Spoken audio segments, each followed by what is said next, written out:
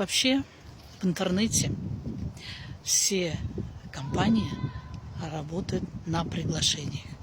И наша компания не исключение. Потому что у нас командная работа. Маркетинг у нас подразумевает приглашение.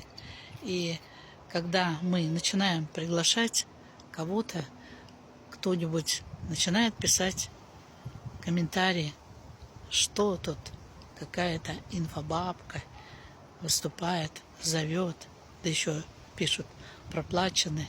Да какая же я проплаченная, если я такой же простой человек, как и вы. Просто хочу зарабатывать в интернете, а наша компания и требует, чтобы мы приглашали, потому что без человека не построишь команду. Кому интересно, пишите мне.